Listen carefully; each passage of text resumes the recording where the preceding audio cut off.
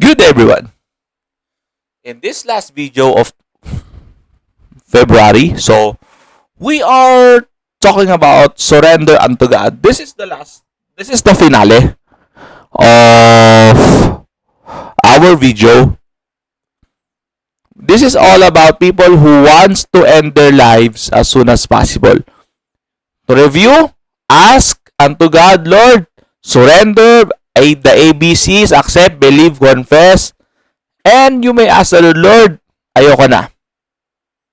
And the last two videos, I tell you, the Lord will give you certain instructions. But for those people who will want to change trajectories, Lord, ayoko na Lord, pero Lord, ano bang dapat kong gawin? Gusto ko umiba buhay ko. Ay di naman sa ayoko na mabuhay. Lord, I want a change of trajectory. Gusto ko magbago. Gusto ko lumaya dito sa ganitong klaseng pamumuhay. This video is for you. If you want to live but you don't want the kind of life that you have today, so sa isip mo, Lord, ayoko na mabuhay kasi ganito yung buhay ko. Lord, ano ba nga dapat kong gawin, Panginoon, upang magbago? This video is for you. I said before, you have to fast. Yes. Sabi ni Lord sa akin, kasi yung mga ganyang suicidal thoughts, like I said, this is not a psychological problem, no? This is not just a simple cognitive dissonance, no. It is a spiritual problem. Satan has used the psychological side, the cognitive side, for you to be deceived na, cognitive lang to, sa utak lang to. No. It's already Satan working in action. Don't be deceived. All suicidal thoughts are from Satan. Ulitin ko. All suicidal thoughts are spiritual. Okay? So, like I've been saying before, there are a lot of reasons why people wants to commit suicide. But since you want for you to be delivered from this kind of life, this is for you. Sabi nila, you need to fast for 40 days. Kasi, the cycle of suicide is a lot. Merong financial problem, may sociological problem. You have to renounce, you have to fight the battle of it. Lord, I renounce all spiritual, all sociological barriers. Lord, I renounce all of the people that Satan has used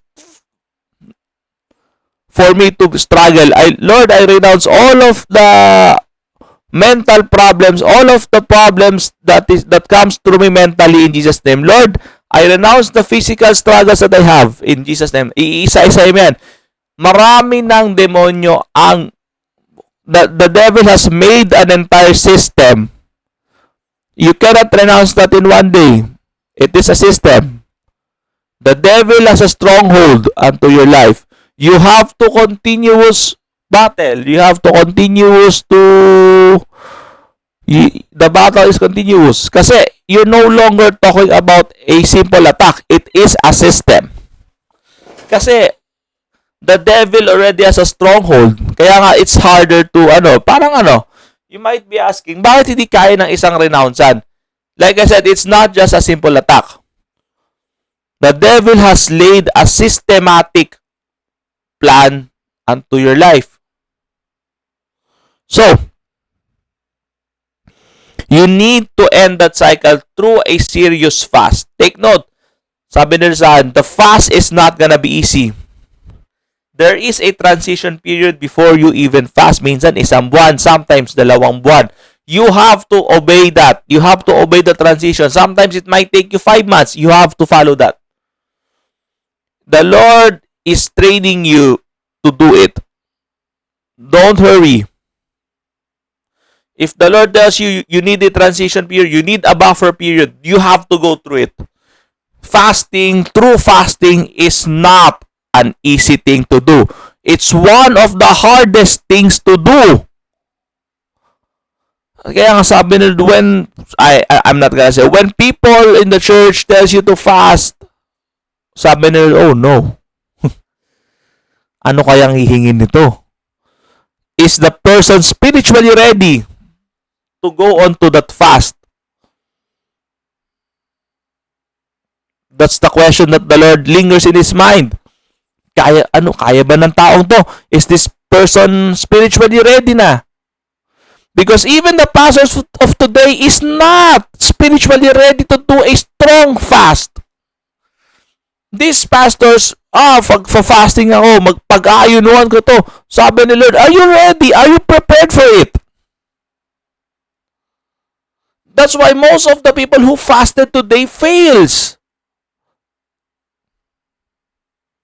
It's because it's not that easy to do. The devil is not gonna allow you to be successful for that one. Do you think so?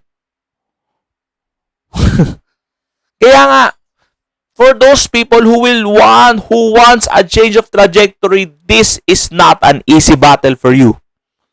You need to surrender. You need to fall onto your knees to God. Kung ang pamilya mo, kung pamilyado kang tao, gusto mo magpakamatay, this is gonna be much harder compared if you are single. Sabi nila sa akin. Because the system is not just gonna be bound in you personally. It's also gonna bound into your wife or to your husband or onto your kids or onto your extended family or even onto your pets. If may pet ka. Wala namang masama sa pet because the Lord has created animals, but you have to include them into your spiritual. But the argument is, bakit? Wala naman silang free will Yun nga yung problema. They don't have free will. That's why the devil can go anytime. If you don't lay a barrier of protection unto these animals can be used by the devil. You need to do it 40 days. You need to go to a buffer zone. Sabi nila, may buffer zone ang pag-aayuno. Sometimes it takes you months because you have to adjust within the schedule. Kasi bago ka mag-ayuno, may ipapagawa pa sa iyo si Lord na marami. You have to sanctify your life. It's part of sanctification na, before you fast, you need to sanctify. You need to debuffer from your worldly thoughts. You need to debuffer from your worldly mindset for your fast to be effective. I don't want a secular fast. I want a deep spiritual fast. That's what the Lord wanted to do. Ano ba yung mga nasa buffer zone yan? Repentance, sanctification. And please, don't fast because, sabi na simbahan ko please fast because the Lord has told you to do so. Yan. That's what the Lord wants. This is clearly a misconception or misunderstanding about how spiritual life works. You want to end your life, but Lord, baka naman. There's another way. Yes, the Lord will lead you to the other way. The Lord will lead you to godly ways. Sabi nga sa Proverbs, the fear of the Lord is the beginning of knowledge. Proverbs 1 verse 31. Obeying me will keep you safe. That's a Proverbs then. The name of the Lord is a strong tower. The righteous are there and they will be saved. Psalm 34. Many are the afflictions of the saints, but the Lord shall deliver them from all. Look from all of the passage, from Proverbs to Psalms. Many are the afflictions of the Christian, but the Lord shall deliver them from all. This is the types of sermon that you don't see in the church. For the last 10 to 20 or even 30 years, the Lord has been saying to me. The church is all about encouragement. The Lord, it's all about, I don't know what kind of salvation are we talking about. Surrender your life unto Christ. Sabi ni Lord, bakit? Bakit ako magsusurrender? Kasi sinner ka. Ano ngayon kung makasalanan ka? Anong pinagkaiba mo sa saint? Di man nila discuss kung anong pinagkaiba. What does it mean to become a child of the Lord? To become a man of the Lord? Per se. So, yun na nga. Sabi ni Lord, Hindi takot silang sabihin to na maraming pag-uusig ang isang Kristiyano. Di ba napansin nyo ba sa fruits of the Holy Spirit? Hindi happiness eh. Love, joy. It's joy, not happiness. Because happiness is ephemeral. Joy is long-lasting. Joy is tenacious. The joy is finding something good despite the world is almost falling down unto them. That's what joy is. Di ba naalala nyo si Stephen nung binabato na? Ang ano sabi ni Stephen? Hindi, yung si Pablo nga, nung binasa niyo yung ikalawang liham niya kay Timothy, na ako, bahala.